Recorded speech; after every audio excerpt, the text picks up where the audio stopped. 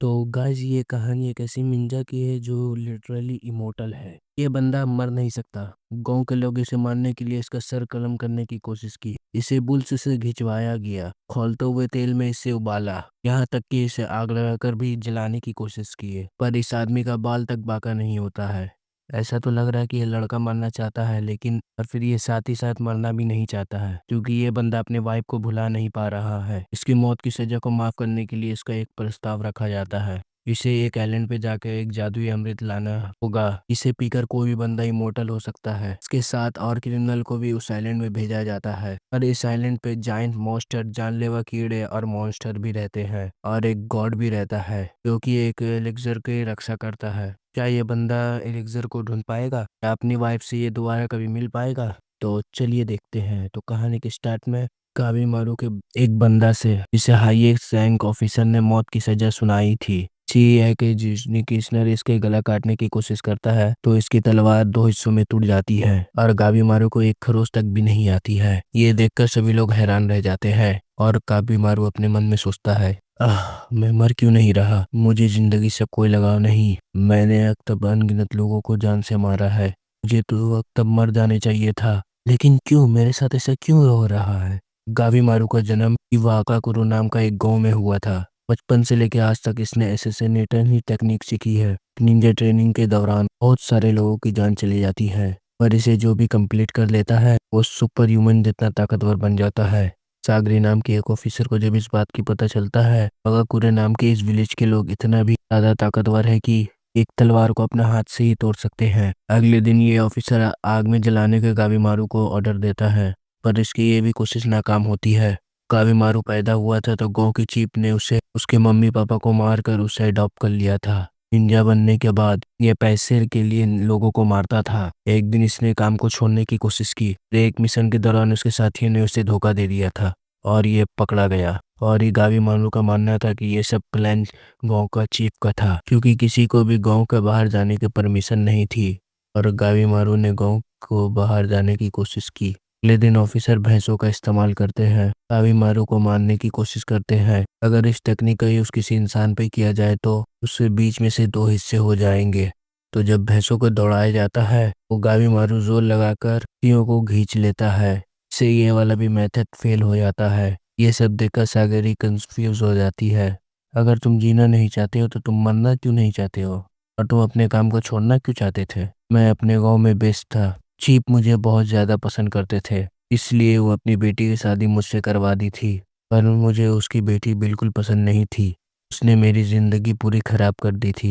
वो किसी माँ की तरह पूरी चीज़ समझाने लगी थी, जैसे इनमें एक बार प्रार्थना करो, खाने से पहले भगवान का शुक्रिया अदा करो, वगैरह वगैरह। मैं उससे परेशान हो गया था। उससे तंग आकर गांव छोड़ने का फैसला लिया। जाने से पहले चीफ ने मुझे एक आखिरी काम करने को कहा, पर मैं समझ गया था कि उसमें उसकी एक चाल थी मुझे पकड़ने के लिए। मुझे पता था कि अगर मैं गांव छोड़ के भाग भी गया तो गांव के लोग मेरा पीछा नहीं छोड़ेंगे। उस चीफ से पंगा लेना मेरी जिंदगी की सबसे बड़ी गलती थी। तो रात के समय एक ऑफिसर सागरी को वार्निंग देता है, मेरी बात सुनिए, आप उस लड़के से दूर रहिए। क्या आप जानते हैं कि लोग उसे किस नाम से पुकारते हैं? गावी मारू द होले। उस इंसान में कोई दया या फीलिंग है ही नहीं है। जब उसे हम पकड़ रहे थे तो पकड़े जाने पे ने 20 लोगों की जान ली थी। मैंने ये भी अफवाहें सुनी है, अमर होने के लिए एक अमृत को पिया है। पर जो भी हो, मेरी बात मानो और उससे दूर रहो। और इस तरफ गावी मारू अपने मन में सोचता है, मैं जीने की कोशिश क्यों कर रहा हूँ? मुझे जिंदगी से तो कोई लगाव नहीं है। ठीक है, कल मर जाऊंगा। अगले दिन गावी मारू को गर्म तेल के अंदर उबाला जाता है। उसके बाद भी ये बंदा जिंदा बच जाता है। सब देखकर सागरी ये डिसाइड करती है कि ये खुद अपने हाथों से इसकी जान लेगी, क्योंकि ऑफिसर होने के साथ साथ यामंडा क्लैन की एक एग्जीक्यूशनर भी है। यामंडा क्लैन की मेंबर दुनिया का सबसे तेज तलवारबाज कहलाते हैं, जो कि किसी भी क्रिमिनल को एक ही बार में खत्म कर सकती है। सागरी के हाथ में तलवार को देखकर कावीमारू को ऐसा रियलाइज होता है कि वो अब मरने वाला है, और वो समझ जाता है कि ये लड़की बहुत ज्यादा खतरनाक है। कावीमारू डर के मारे अपनी जंजीरों को तोड़ देता है और पलक झपकते ही देखता है कि सागीमारू गले पर आ चुकी है। कावीमारू जल्दी से उसके हमले को डॉज करता है, लेकिन उसके गले पे एक छोटा सा कट लग जाता है। सागरी को तलवारबाजी में इतना ज्यादा एक्सपीरियंस हो चुका है कि अंदर जीने की इच्छा बची है, किसके अंदर नहीं। उसके हिसाब से उसे ऐसा लगता है कि गावीमारू जीने का इच्छा रखता है और ये मरना नहीं चाहता है, क्योंकि सच्चाई ये थी कि गावीमारू अपना पत्नी से बहुत ज़्यादा प्यार करता था और वो उसे भुला भी नहीं पाया है और उसके पास वापस लौटना चाहता है। पर गावीमारू ये सब मानने से इनकार कर रहा था। के हिसाब से वो अब भी गावीमारू द हॉलो है, जिसके अंदर कोई भी फीलिंग्स नहीं है। इसके बाद हम एक फ्लैशबैक को देखते हैं, जहाँ गावीमारू की बीवी उसे गले लगाकर कहती है, गावीमारू तुम बहुत अच्छे हो, दिल के साफ हो, मुझ जैसे एक बदसूरत लड़की के साथ अपनाया। मैं एक सुकून भरी जिंदगी जीना चाहती थी। दे ये बात सुनकर मेरे पापा ने गर्म रॉड से मेरा चेहरा बिगाड़ दिया, मेरे चेहरे को जला दिया। लेकिन मैं हार नहीं मानूंगी कि मेरे साथ तुम हो गावीमारू। लेकिन गावीमारू ये सब भूलना चाहता है, क्योंकि उसे पता है वो चाहे जितने भी कोशिश कर ले, लेकिन वो एक अच्छा इंसान नहीं बन सकता है। गावीमारू अपनी बीवी के साथ शांति से जीना चाहता था। गावीमारू ने यह बात चीफ को बताई, आज से ये कोई भी मिंजा वाला काम नहीं करेगा, शांति से उसके बेटी के साथ अपनी जिंदगी व्यतीत करेगा। चीफ को लेकिन ये बात बिल्कुल भी अच्छी नहीं लगती है और गावीमारू को ऑफिसर्स के हवाले कर दिया और उसकी बीवी को उससे अलग कर दिया, ताकि इन दोनों के सपना कभी भी पूरा ना हो।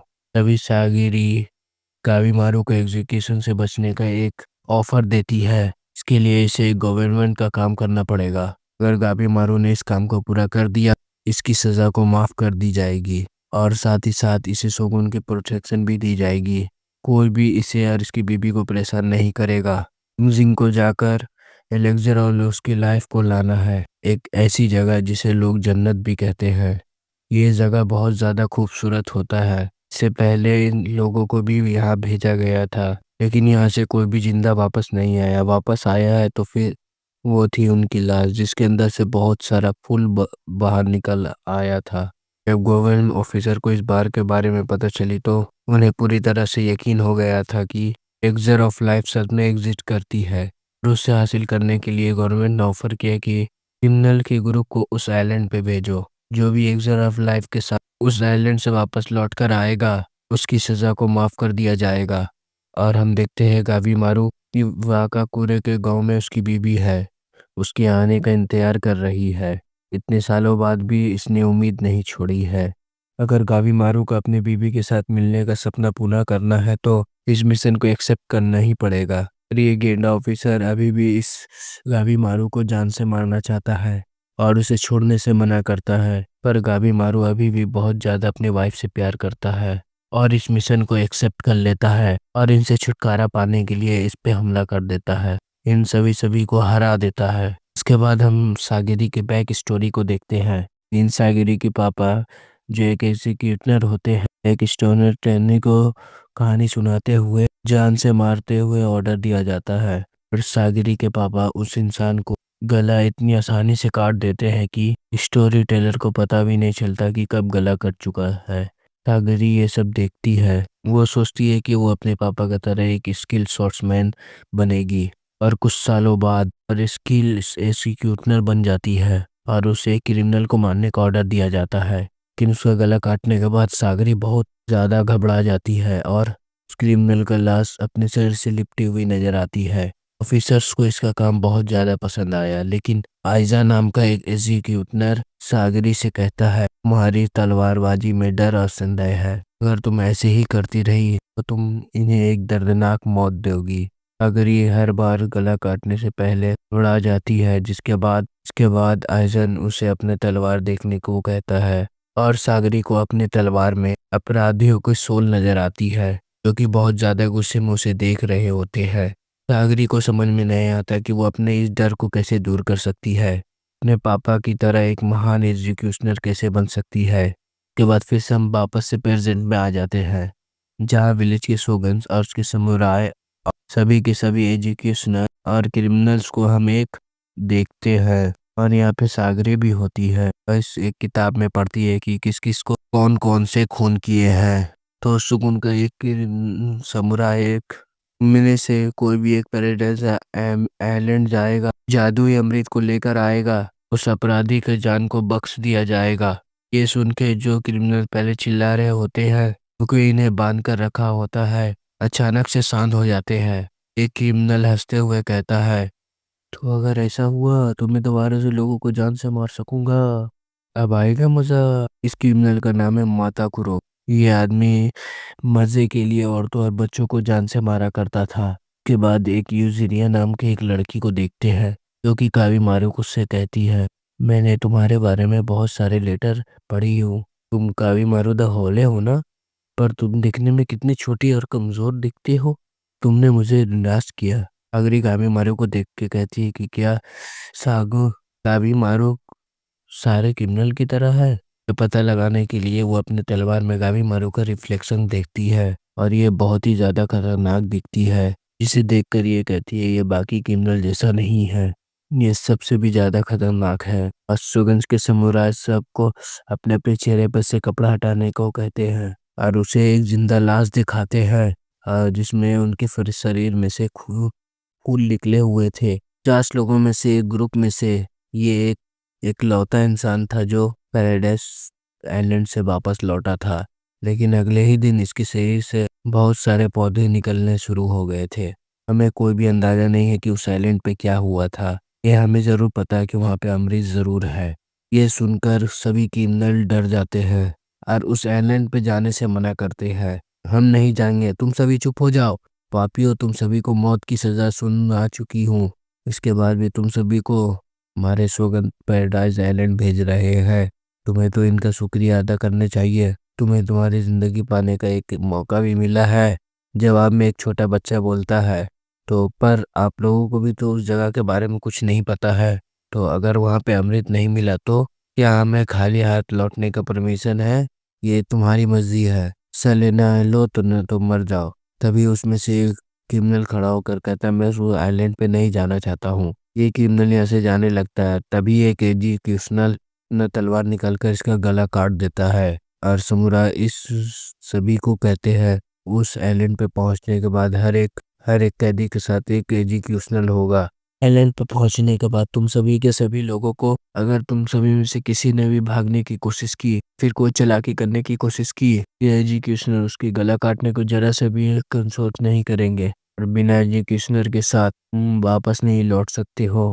हाँ, और एक आखिरी बात, पैराडाइज आइलैंड जाने वाली उस बोट इतनी जगह नहीं है कि तुम्हें अपनी संख्या को कम करना पड़ेगा। एक येलो कान वाला क्रिमिनल एक दूसरे क्रिमिनल का गला घोट कर उसे मार देता है। अच्छा, तुम ऐसे चाहते हो कि मैं एक दूसरे को जान से मारूं, है ना? इसी के साथ ये सब एक दूसरे पे हमला कर देते हैं।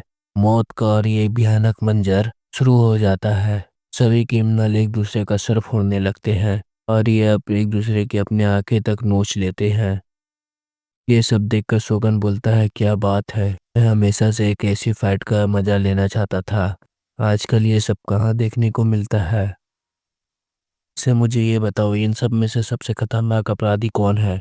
जी सर, जिसके भी नाम पे रेड सिलर है उन सबके पास सुपर ह्यूमन स्ट्रेंथ है। सबसे पहले आसाचोबी, जो कि बहुत ज्यादा छोटी उम्र में बेरहम लुटेरे का लीडर बन चुका था। हम यहाँ एक ऐसी लेजेंडरी तलवारबाज जो अगली है यूजुरिया, एक ऐसी मिंजा जिसने किले के सभी लोगों को अकेले ही ठिकाने लगा दिया था। रुक रुक का एक ऐसा पहलवान ये ना कोई तलवार मार सकती है ना ही कोई भाला। आखिर में आता है सबसे बेरहम सेशन, गावी मारू द हॉलो। पर हम देखते कि गावी मारू अपनी जगह से हिला भी नहीं था। अर्जुन सागरी से कहता है, पैराडाइज आइलैंड बहुत ही ज्यादा खतरनाक है, मेरी बात मानो, तुम घर लौट जाओ। आखिर एक औरत को तलवार क्यों चलानी है? तुम्हारा काम है सिर्फ घर की हल्ला, ना कि तलवार चलाना। उसके बाद हम सागरी की बैक स्टोरी को देखते हैं। अपराधियों को गला काटना, लाश की मदद से दवाइयाँ बनाना या फिर तलवारबाजी की प्रैक्टिस करना, या मानागलन में जो भी जन्म लेता है उनकी हमारी लाशों से होता है। चाहे आप एक लड़की हो चाहे आप एक लड़का हो। और तो और पड़ोसियों के बच्चे सागरी पे पत्थर फेंकते थे और इसे खूनिया सोमन की बेटी कहते थे।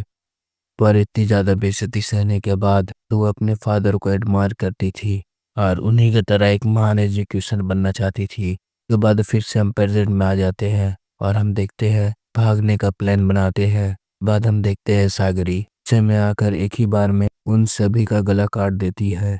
रोशन देख के उसका मन भारी हो जाता है। कावी मारू सुगुन से कहता है, क्या मारी है? मुझे ये फालतू का खून खराबा पसंद नहीं है। ये ऐसी की तैसी। रुक तू, जो भी इस गाय मारे हॉलो को मारेगा उसे पैराडाइज मारने के हॉलो को जाने का मिलेगा। ये सुन के एक क्रिमिनल पत्थर उठा लेता है। मैं मारूंगा तो इसे तो। अगर तुझे लड़ना नहीं है अगर तूने लड़ना नहीं है तो चुपचाप हमारे हाथों से मर जा। ये क्रिमिनल कावी मारू को पत्थर मारने की कोशिश करता है। मैंने कहा ना, मुझे फालतू का खून खराबा पसंद नहीं है, लेकिन खुद को बचाने के लिए मुझे तुम्हें जान से मारना पड़े तो मैं मारूंगा। मैं ऐसा करने से बिल्कुल पीछे नहीं हटूंगा। कावी मारू उस क्रिमिनल को अपने हाथों से ही काट देता है। अभी मारू उनके सभी क्रिमिनल को इतनी तेजी से मार रहा होता है, मानता कैनन की एजुकेशनर और समुराई, यहाँ तक कि सोगन्स भी इसे देखकर हैरान रह जाते हैं। सभी लोग पूरी तरह से डर जाते हैं। गावी मारू को इस बेरहम तरीके से मारते हुए देखते हुए सागरी समझ यही यही थी, इसे लोगों को मारने की ताकत नहीं चाहिए, बल्कि उसे जो मार के गिल्ट महसूस होता है उसे सहने की शक्ति चाहिए। इस मौत के खेल के बाद सिर्फ 10 लोग ही जिंदा बचते हैं। गामी मारू सभी को मार देता है। सभी के सभी 10 के 10 एजुकेशनर यामाटा के लाइन के अजा सोपी, तामी, निया, नोरुगामी, उरोबो, गामी मारू, आकागिनो, यूरुरुमी, माकिया और तो पूरा और कुछ कुछ दिन की जर्नी के बाद ये लोग उस आइलैंड पे पहुंच जाते हैं। बाद हम गावी मारू को बचपन का एक फ्लैशबैक देखते हैं। यहाँ एक रात बहुत सारे लोग मिलकर उस विलेज की चीफ पर हमला कर रहे होते हैं। तलवार, भाले, यहाँ तक कि निंजा बुलेट से भी हमला करते हैं। रोनी से बाहर आने के बावजूद भी ये किसी डीमन की तरह हंस रहा होता है। ऐसा कहा जाता है ये चीफ कुछ साल पहले उस आइलैंड पर गए थे, पर उन्होंने अमर बनने के लिए एक खास तरह का अमृत पिया था। के बाद हम वापस से प्रेजेंट में आ जाते हैं। कावी मारू उस आइलैंड पे पहुंच चुका था। वहां से निकलकर सागरी को कहता है कि ड्रॉप ऑफ लाइफ सच में एग्जिस्ट करता है। आइलैंड पे इतना सारा हरियाली और इतने सारे फूल को देखकर कोई भी कह सकता था कि ये जगह किसी जन्नत से कम नहीं। लेकिन उस आदमी के साथ जो भी हुआ था, कावी मारू और भी ज्यादा चौकन्ना हो जाता है। अपनी रस्सी खोलकर सागरी से कहता है, यहाँ पे कुछ भी हो सकता है, सावधान रहना। गावी मारू, तू अपनी रस्सी को की खोल दिए, चुपचाप इसे वापस पहनो। क्या तुम्हें कोई आइडिया भी है कि ये जगह कैसा है, क्या है? पर से हमें सिर्फ 3 दिन का खाना और कोई ऐसी ड्राइंग दी है। फिशर्स को तो ये भी पता नहीं है कि एलिक्सर ऑफ लाइफ कैसा दिखता है। तभी सागरी इसके गले पे तलवार रख देती है। अपने हाथों को वापस बांधो काफी काफी मारो। तुम शायद भूल रहे हो कि मैं एक एजुकेशनर हूँ कि ना कि तुम्हारी दोस्त, समझे? तभी गाभी मारू इसके बात मानने के लिए तैयार हो जाता है, क्योंकि उसे अपनी बीवी के पास वापस लौटना है किसी भी हालत में। तभी हम मिस्टर क्यूरी नाम के एक क्रिमिनल कावी मारू पे हमला कर देता है, पर कावी मारू को एक छोटी सी खरोच भी नहीं आती है। उस क्रिमिनल को पॉइंट आउट करते हुए कहता है, ये तो चीटिंग है, उसके हाथ खुले हुए हैं। तो नाम का इसे कृष्ण से कहता है, छोटे बच्चे हो क्या? तुम लोग आपस में लड़ रहे हैं, बहस करने के बजाय साथ में मिलकर काम करो।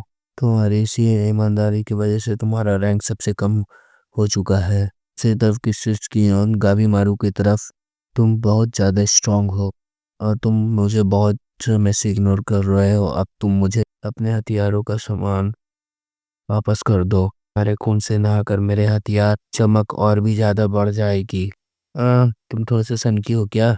लड़ने में टाइम वेस्ट करेंगे तो बाकी लोग आगे निकल जाएंगे, इसीलिए तो मैं तुमसे लड़ना चाहता हूँ। तुम अभी को मार कर आराम से अमृत ढूंढ सकते हो। अरे यार, तुम लोगों को जो करना है करो, मुझे घर जाकर फ्री फायर खेलना है। क्यों तेजी से कावी मारू की ओर बढ़ता है, मारने के लिए आगे बढ़ता है। जैसे कावी मारू उसे आगे बढ़ता है मारने के लिए, सागरी फिर से हाथ बांधने की कहती है। भाई क्या है ये, कितनी ईमानदार है, पूरा मिलेंगे इसको।